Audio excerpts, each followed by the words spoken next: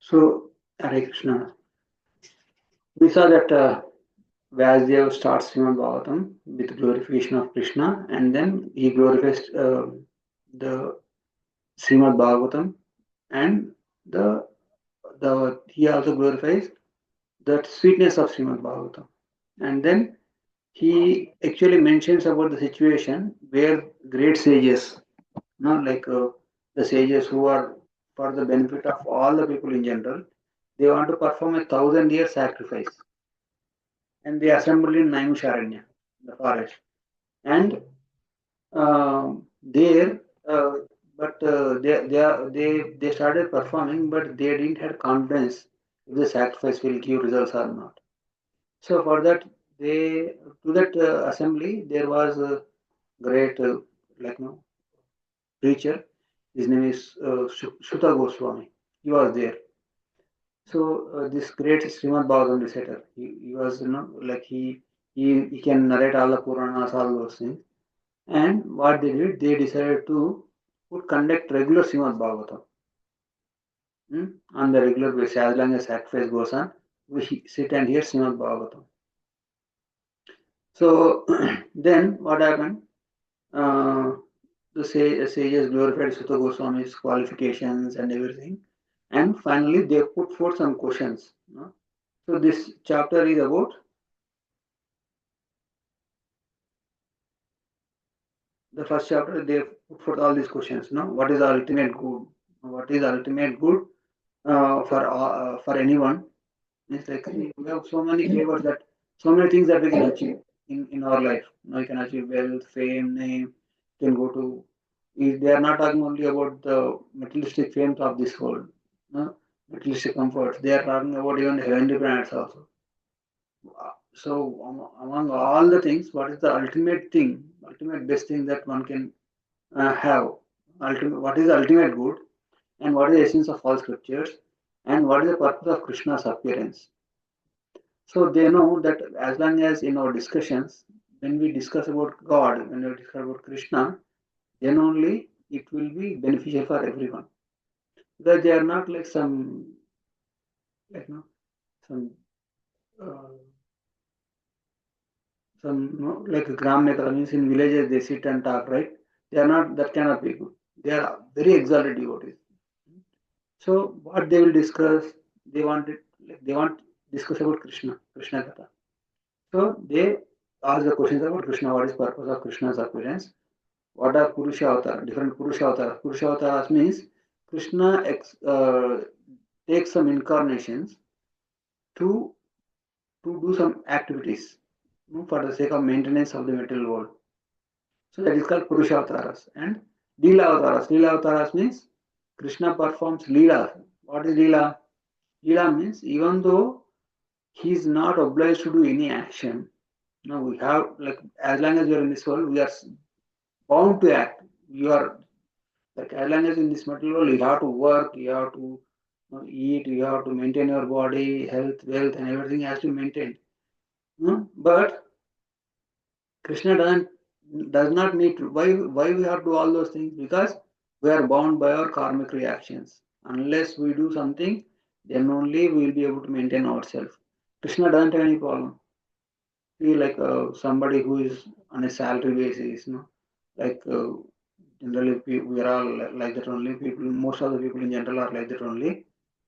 So they until they get a paycheck, they cannot run their family business.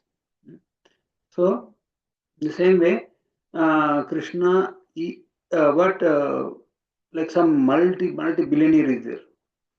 He doesn't have to go and work anywhere, but he works for the sake of setting an example. In the same way, Krishna also, even though he was not bound by any laws of karma, uh, any law, no, sorry, it's very negligible. Anything, or any laws of karma or any obligations. He doesn't have any obligations, but still he comes and performs pastimes, which are very sweet. So those are all leelas. Leelas means is connected only Krishna, and they are very sweet. By meditating on them, one can be, even though as long as he is present in this material world, he will be transported to the spiritual consciousness. So, those are Leela Avataras, and finally they are about the shelter of religion after Krishna's disappearance. After Krishna disappeared, what, where did dharma took shelter? These are the 6 questions they ask. Now, this is a starting point of uh, conversation between the devotees. So to that question, they ask all these questions only out of compassion.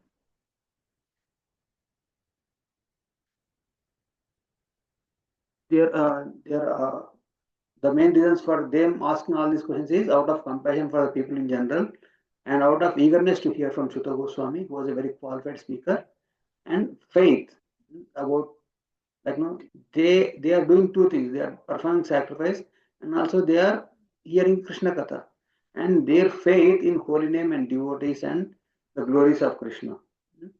And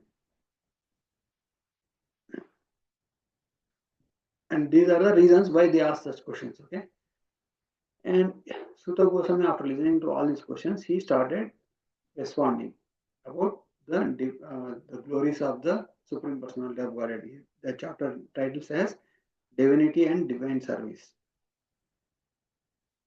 Suta Goswami starts it. Suta Goswami, perfectly satisfied by the questions, thanked and attempted to reply. Means, see, in any spiritual conversation, when we ask questions, we go deeper and deeper into the whatever the subject. Okay. So if we wanted to know, like, apply spirituality, know about what is the use and how to know how to make use of how is relevant to us, then we have to ask questions. When we ask questions only, we become we can see its relevance. So we have to see, unless something is relevant to us, then only we'll take it or we'll try to apply into our life. So one should do these things, okay? And Suta Goswami, like, satisfied with the question, started answering, okay? Suta Goswami's reply began with obeisances, and then first he pays obeisances, and then answer like in this chapter, he'll be answering 4 questions, okay? What are the glories of bhakti and superiority of Krishna's worship? Okay, these are the 2 questions, okay?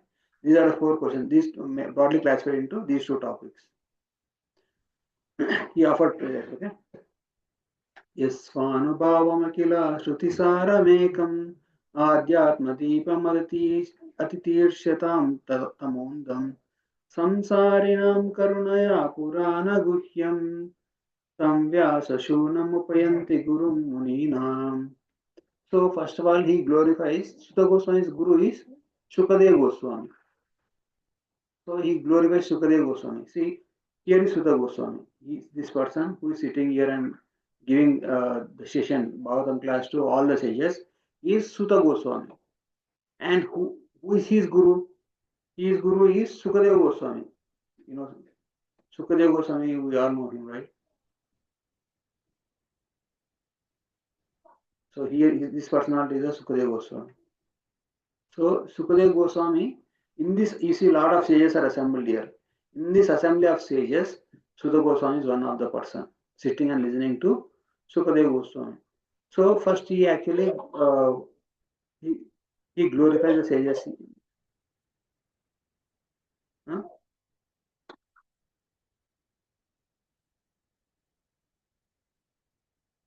So he glorifies the sages, and then he offers respectful obeisance to Sukadev Goswami, the spiritual master of all the sages.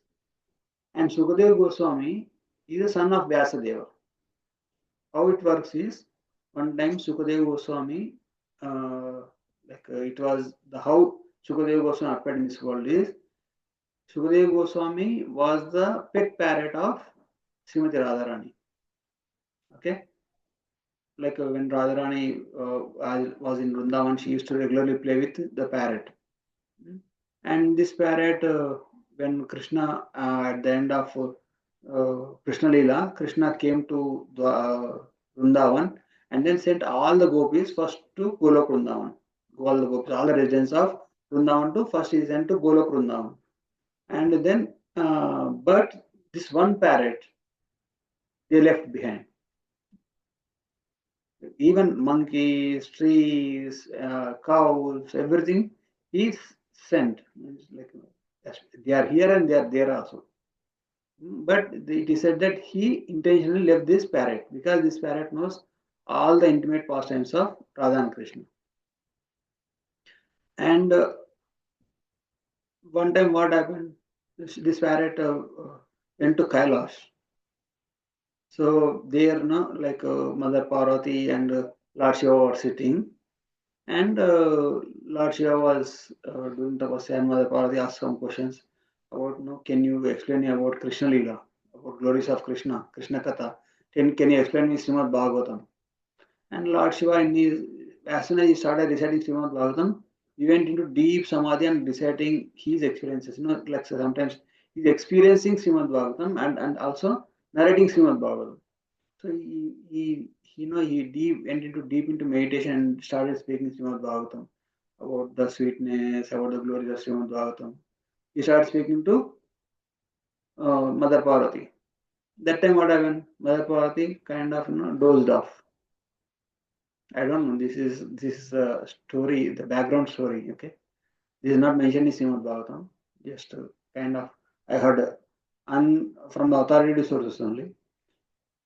So she slept.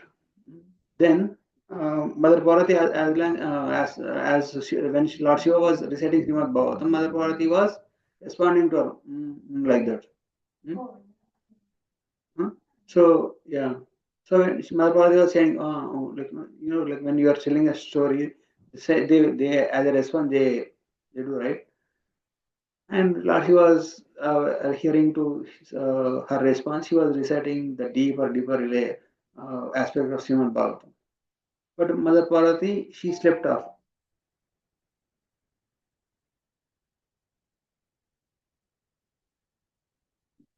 So she went into sleep. And this parrot sitting on the tree, she saw Mother Parvati was not conscious. She's dozing off. So what she did, if Lord Shiva and when Lord Shiva was reciting Srimad Bhagavatam, this parrot was also listening, sitting on the tree. So then this parrot thought, if Mother Parvati doesn't give this response, no, this like that kind of sound, then Lord Shiva will think that Mother Parvati is not listening. And then what this parrot do? It imitated Mother Parvati. Like like that. So Shiva thinking that Mother Parvati is listening, recited entire Srimad Bhagavatam. And Shiva was so happy, and this parrot was, after hearing Srimad Bhagavatam, after hearing Krishna Katha, this parrot was also so happy and ecstatic. And Lord Shiva, after reciting Srimad Bhagavatam, opened the eyes and said, Parvati, did you listen? Did you like what I said? He asked. And Parvati was still sleeping. Then Lord Shiva woke up. Then Mother Parvati woke up. I'm sorry, my lord, I slept off. You slept off when, who was that person who was responding to me? And he looked everywhere. There is nobody. Then he looked on the top. There was a parrot. So Lord Shiva is known for easily pleased and easily get angry. So he became angry and he actually threw his trishul to kill that parrot. So this parrot quickly flew off and went to where he was flying. And Vasudeva had a wife. She was yawning. She was also yawning due to some yawn, right? She was yawning. So this parrot immediately went through her mouth and went into her womb directly. What happened? Yeah, I can close it. So it is said that that's how this parrot went directly into the womb of Vasudeva's wife. And after entering into Vasudeva's wife's womb, she was she became pregnant, and after 9 months she has to deliver the baby, right? But after 9 months, 10 months, 1 year, 2 year, 3 year, the baby is not coming out only. And we became worried what happened. So for 16 years, he sat in the womb only. So like for 9 months only, mothers will carry weight, so much weight, right? For 16 years, he was sitting in the womb only. And Vyasadev's wife was struggling so much. Then Vyasadeva thought, okay, then he actually, why are you not coming out? He talked to the baby in the womb. Then Sukadeva Goswami was in the womb of his mother, right? He replied, no, outside everything is Maya. Because he actually listened to Bhagavatam, right? He was remembering that and he was in his own thing and nicely getting nourishment from mother's womb and then deciding, he's thinking that I'm comfortable here only. I don't want to come out. Then Raja says, how can you say that? You see your mother is suffering so much, be carrying you, you come out. Then, but parrot says, no, no, outside is Maya. I don't want to come out. So uh, then Raja says, no, no, I will invite Krishna. Don't worry. I think this happened before Krishna leaving the planet. I will invite. Krishna is here. You can. So Krishna invited. Vyasdev invited Krishna. When Krishna came, then she gave birth to Shukadeva Goswami. Sukadeva Goswami, immediately after birth, what happened? He think that if I stay in this household, I'll get entangled. So he started. I wanted to go out. I want to renounce everything, and he started going away. You see the picture here. Sukadeva Goswami is going away, like a just born baby, and he was in the. He never cared about covering his body. He just started walking away like that. So when he started walking away, there were some some ladies, so heavenly damsels who are taking bath in a lake there. So they saw Sukadeva Goswami, and he didn't have tinge of lusty desire. He was completely pure. He was like a child. So and he was 16 years old. The Sukadeva Goswami was 16 years old, and these ladies are very young. And they saw the ladies were not dressed, but still they didn't mind. Okay, this is he's like a small kid, like how like 1 year old, like 1 year old, less than like 1 year old baby walks into place where ladies are taking bath. They don't care. And when Sukadeva Goswami was walking away from home, saying that I don't want to get entangled in household life, Vyasdev was running after him. My dear son, stop, stop, come back home. Because what does Vyasdev want? Vyasdev want to teach him all the Vedas, Puranas, and then give him initiation. That process is there, right? Samskaras. He thought of doing all those things. Then only he will be in the proper discipline. Thinking that Vyasdeva, when Shukadeva Goswami started walking away from home, he was running from behind, calling him, my son, my son. So when Vyasdeva was calling, because Shukadeva Goswami was totally identified himself with the nature, and nature started responding to Vyasadeva's calling. Here Vyasdeva is calling Shukadeva Goswami, but instead of Shukadeva Goswami responding, the trees, mountains, and then all the mother nature, whatever there in the nature, they started responding to the calling of Vyasadeva. So then, finally, like Shukadeva Goswami walks into the place where all the ladies are taking bath, and they didn't care. And Shukadeva Goswami just walked away. Shukadeva Goswami also didn't care about anybody. And when Vyasadeva, who was very old man by that time, when he started running behind him, he came to the same path. Immediately, as soon as they saw Vyasadeva, all the ladies get out and then they started getting dressed themselves. And Vyasa gets surprised. Hey, I'm like your grandfather, great grandfather, and my son is like 16 years old boy. You didn't care for him, and for me, you are so much scared of me, or you are concerned about me. What is it? How to understand? Then it is said that the ladies, they can understand, like if some person is lusty or no, some person is not good consciousness, they can easily recognize.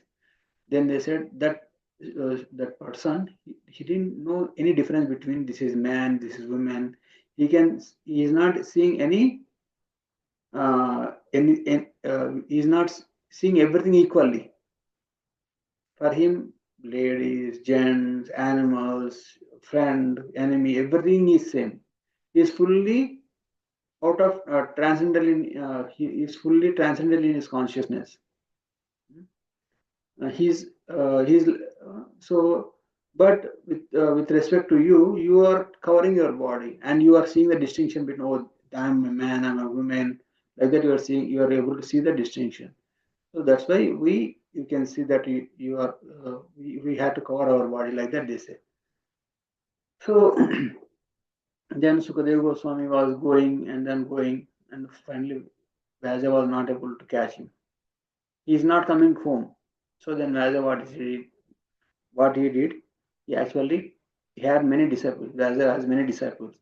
One was a washerman, one was some like farmer, like that. So he told the farmers, yeah, and then washerman. So you keep singing the verses from Srimad Bhagavatam. As soon as you see Sukadeva Goswami, when you sing the verses of Srimad Bhagavatam, so that Sukadeva Goswami will be able to listen this song, these shlokas, the sweetness of Srimad Bhagavatam. Then he will get attracted. He said that. So then the the disciple, Vasudeva's disciple, who does farming, when he was in the doing work on the field, he was singing the verses from Srimad Bhagavatam. And Sukadeva Goswami gets very much attracted by that nectar of Srimad Bhagavatam. Then he asks, "Oh, where did you get this verse from?" I have. Then he goes to washerman. Washerman was washing his clothes. Like in Indian style, they wash clothes in lakes and all those things. He was washing the clothes and he was reciting the beautiful verses. How, especially how Sukadeva Goswami, Krishna liberated Putana, all those beautiful pastimes of Krishna into slokas, and nicely singing and working. And Sukadeva Goswami gets attracted. Oh, this is so wonderful, so nice. I never heard this kind of shlokas and such a sweet pastimes. May I know where you got all this knowledge from? Then that washerman said, I got this from my guru. You have to meet him and you can get that also for him. So then this washerman brought Sukadeva Goswami to Vyasdeva.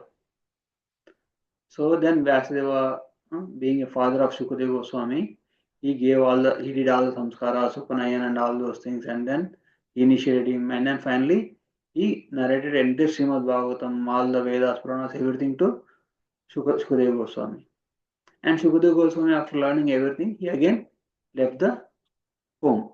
Now Vyasdeva is not worried because it is, as a father, it is his duty to train him and empower him with this knowledge. So after getting this knowledge from Sukadeva Goswami, from Vyasdeva, Sukadeva Goswami was constantly meditating on the sweetness of Srimad Bhagavatam. And wherever he go, he will not stay at one place because it leads to attachment. So he used to stay in a place only until the time it takes to milk a cow, because he actually wakes up and then goes take a milk from anybody and then start moving from that place. So he never stayed in one place. And he's the greatest preacher of Srimad Bhagavatam, and is well known to everybody, entire creation. Because how? Because of his realizations. So if you see here the first picture, right?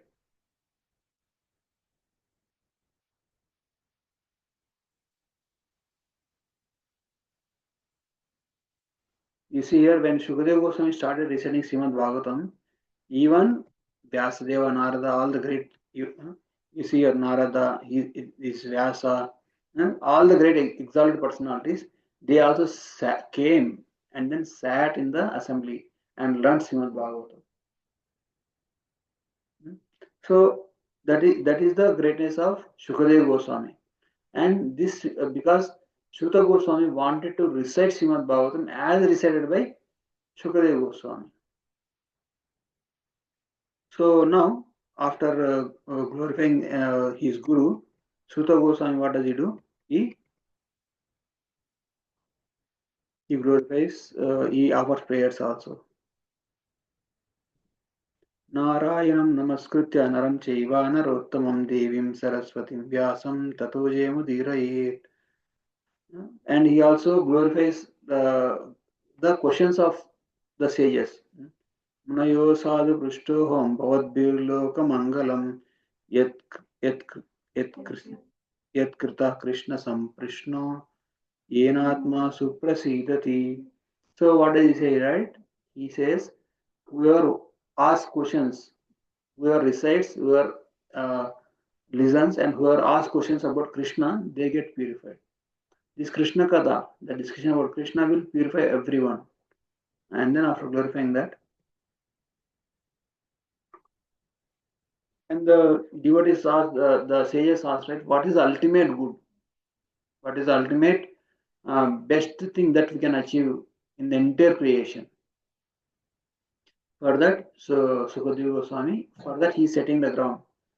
Savai pumsa paro dharma yato bhakti radokshashe ahaitukīya pratihata yayatma suprasidati vasudeve bhagavati bhakti yoga prayojita janayatyasu vairagyam jnanam cha yad ahaitikam. So this is the most important thing. Savai pumsa paro dharma yato bhakti radokshashe.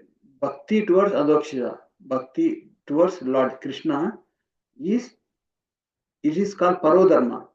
Every one of us have different dharmas, right? We have dharma as a parent, dharma as a citizen of the country, all these different dharmas. But with respect to parodharma, it is the with respect to service, devotional service to Krishna, it is parodharma. And but what is the glory of this parodharma? What is the greatness of this parodharma is Vasudeve Bhagavati Bhakti Yoga Prayojita Janayadyasu Vairagyam Jnanam cha Yadhayatikam. If somebody want to attain perfection of life while we are in this material world, they need two things. When we say what is the most important thing that we should have, then what we'll say? You should have a car, you should have a nice home, you should have a nice bank balance, all those things. But sages are saying, and that here Suta Goswami is saying, they just need two things: Jnanam and Vairagya. Because Jnanam means to know what is permanent, what is temporary, what is valuable, what is invaluable, what is to be given importance, what to be neglected, and everything that knowledge that we should have, and that is called Jnanam. And Vairagya means we should detach ourselves from all the materialistic things. Only that kind of person can lead life in this material world happily.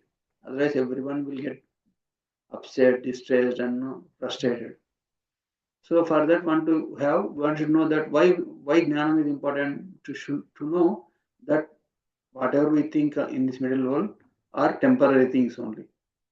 And Vairagya means so that we can detach from themselves. So this will give ultimate benefit to the person. Then this is the question two. Sorry, answer to the question one and question two. So this is the best thing. What is the best thing? Is to perform bhakti towards Krishna. That is the conclusion of Bhagavad Gita, right? Bhagavad Gita at the end, Krishna summarizes. No? Sarva dharman paridya mamayam sharanam braja aham tvam sarvabhayo mokeshayam mascha. Just leave off all this. Just don't mind about all these uh, temporary dharmas. Just focus on this one thing. You will attain perfection.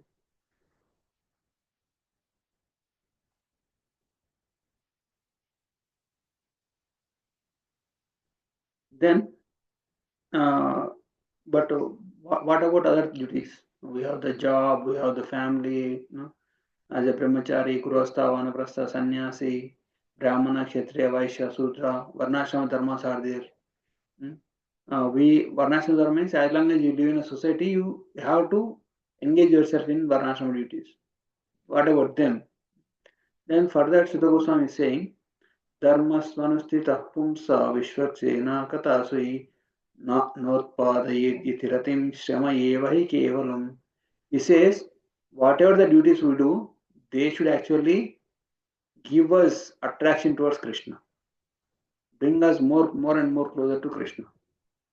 So then only the whatever we are doing are taking us in right direction. If our family life, if our professional life, if our religious life, spiritual life, everything, if that doesn't generate love towards Krishna, then it's only simply waste endeavor.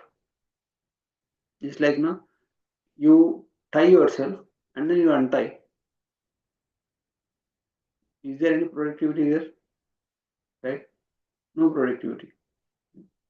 Like it is said, if somebody like working with no results, for example, you take a content full of dirt, put all the dirt in the room, and then start sweeping the dirt. What is the use of this? No productivity. Means it's a waste endeavor. So whatever we do in this material world, without if it is not engaged, which does not brings us more and more closer to Krishna, it is only waste endeavor. Every person does something in this material world, and there is some kind of results for that. But when we do our dharmas, varnashrama dharmas, even brahmana, kshatriya, vaishya, sudra, brahmachari, grihastha, vanaprastha, sannyas, if we do all of them without Krishna consciousness, it is only simply waste endeavor. That's what our Suta Goswami is saying. Occupational duties are meant for liberation, not material gain or sense gratification. So then he says, Vadanti tattadvaidas tattvam vijnanam advayam brahmeti paramatmeti bhagavaneti shabdate. Means, like we have to maintain our healthy lifestyle, inquire, and what is the purpose of our life? We have to inquire about God and how what aspects of God says it is said that in the Tattvavadis or the great spiritualists, they say God has three features: Brahman, Paramatma, and Bhagavan. Brahman means all pervasive nature of God. Paramatma means localized. He is sitting in the heart of every living entity. And Brahman, Paramatma, and Bhagavan is the personality of God directly.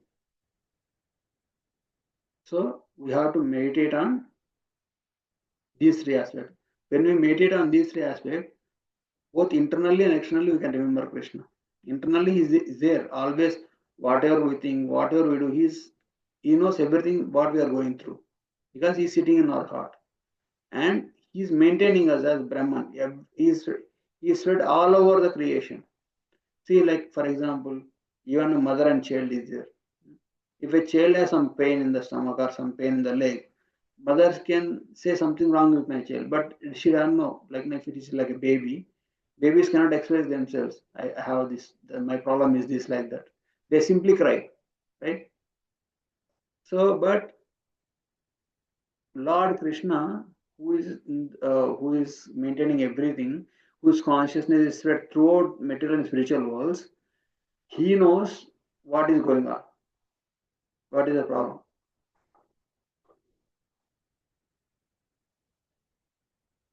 With respect to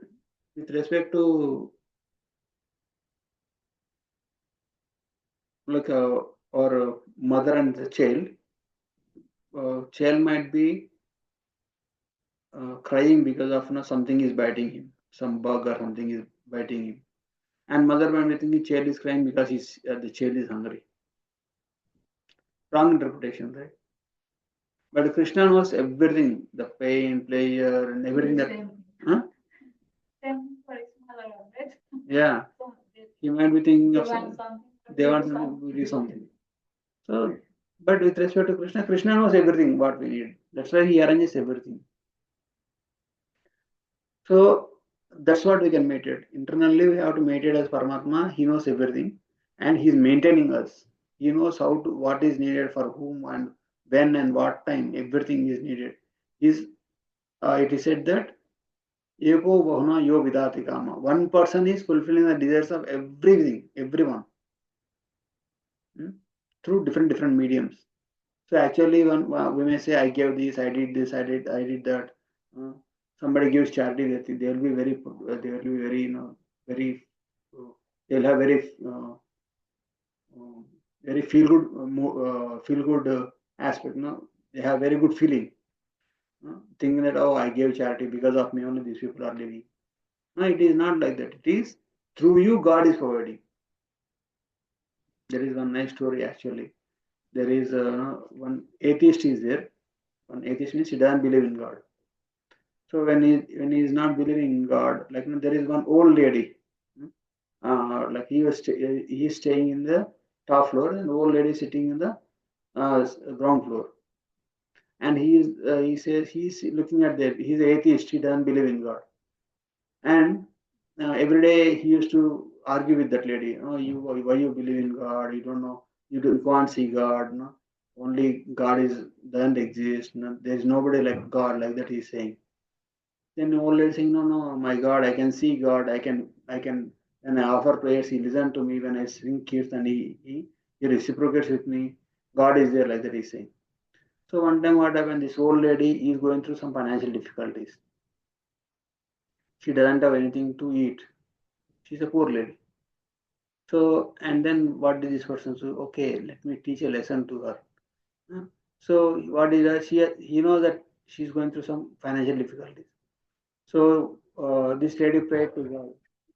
Now, dear God, if it is your desire, please provide me something, like that. He prayed. She was praying. And this person hears to that prayer. And he says, okay, let me convince this lady that there is no God. So he brought everything.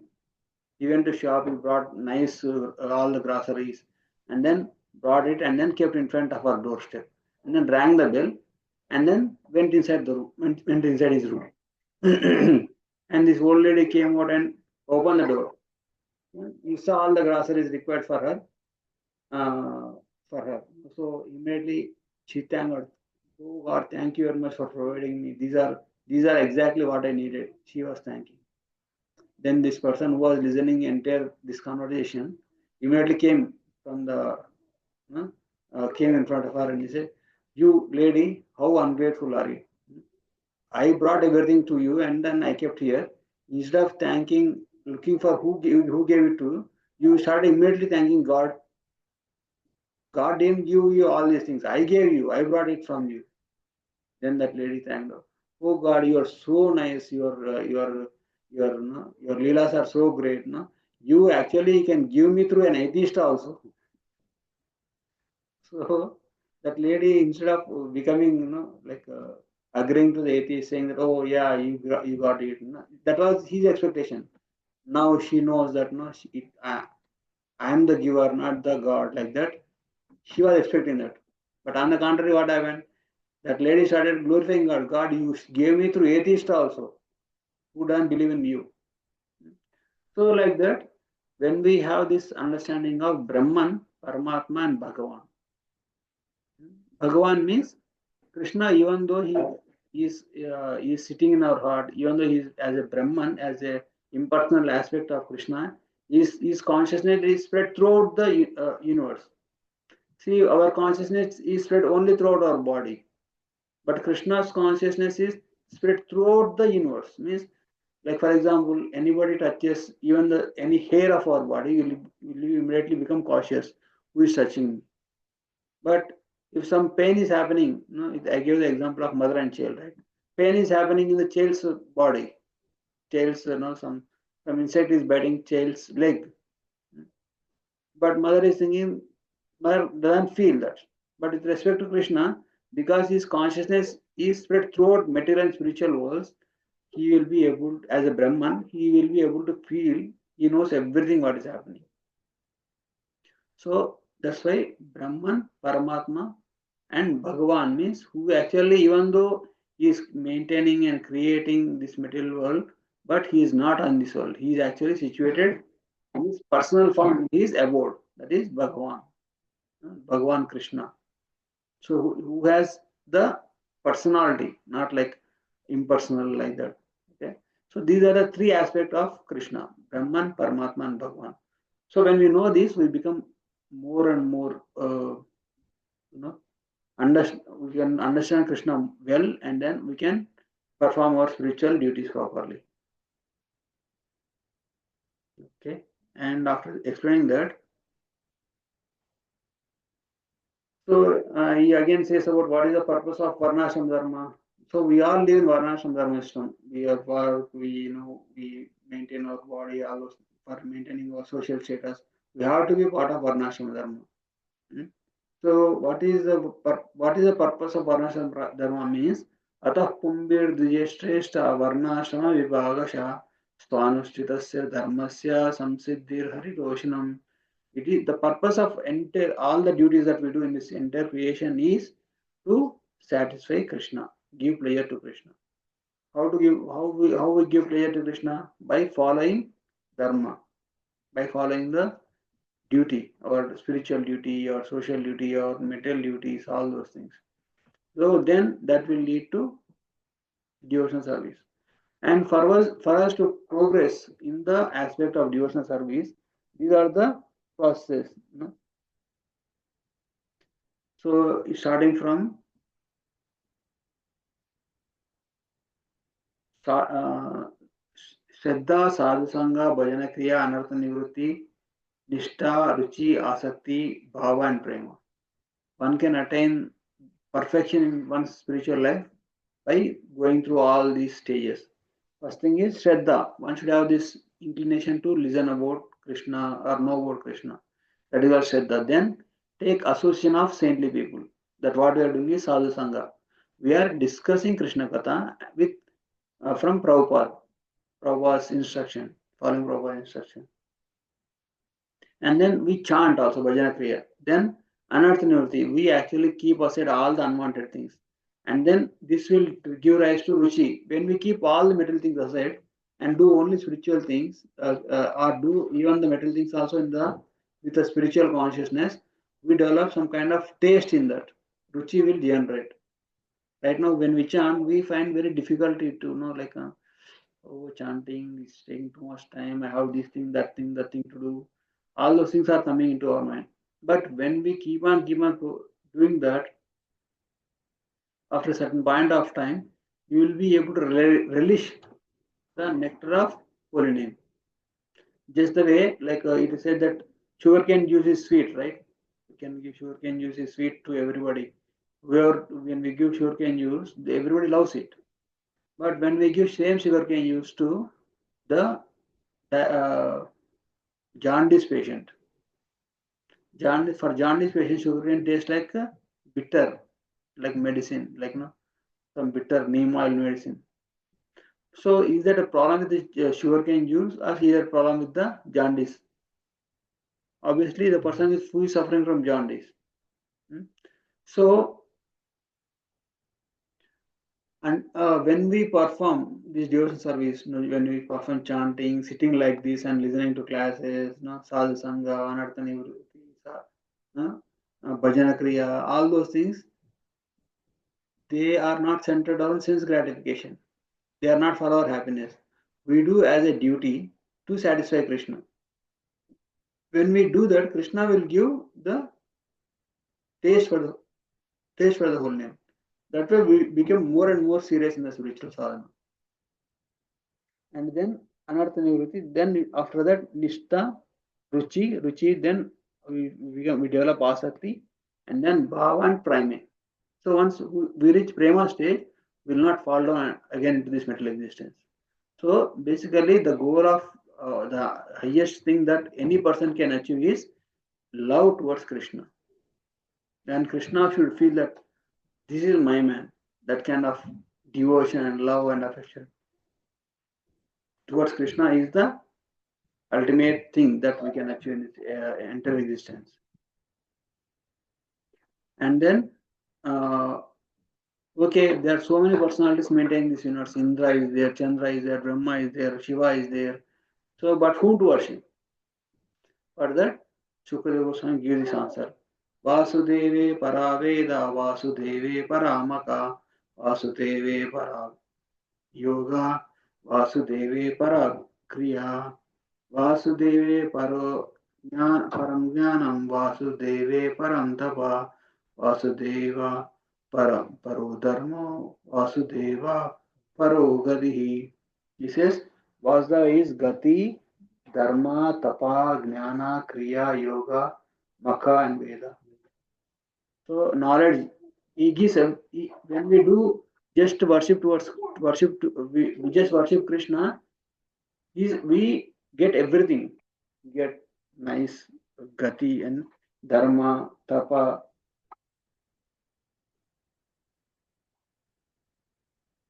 Jnana, Kriya, Yoga, shelter and knowledge. Everything we get. So that is the sweetness, wholesome, that will give the wholesome benefit of our life. Then after saying that, they had one more question about different Purusha avatars and different Lila avatars. So he explains about about Purusha avatars. What are Purusha avatars? The incarnations of Krishna, which he expands to maintain this universe. What is this? First, Krishna will expand into Balramji. From Balramji comes four expansion, four Chaturvyuhas: Sankarshana, Pradyumna, Aniruddha, and Vasudeva.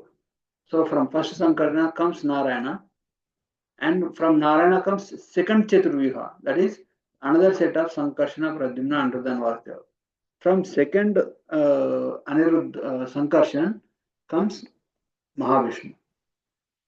So from Mahavishnu comes Garbhoda, different universes will come, and each universe Lord enters as Garbhodaksha Vishnu, and he lies down in the universe. And after entering the universe, he also enters into the hearts of each living entities. So God is there in every one of us, irrespective of who we are. Because as long as we are maintaining ourselves, it is not by our own endeavors. It is by the mercy of God or Krishna. Okay. So Krishna, Veda briefly explained about the Purusha avatars and Lila avatars, and finally, this after explaining this will conclude the second chapter of Srimad Bhagavatam. If anybody have any questions, done. Okay, we'll end here. Gantara Srimad Bhagavatam ki Jai Sri Prabhupada ki Jai Anant Kodeshwar. Thank you very much. Hare Krishna.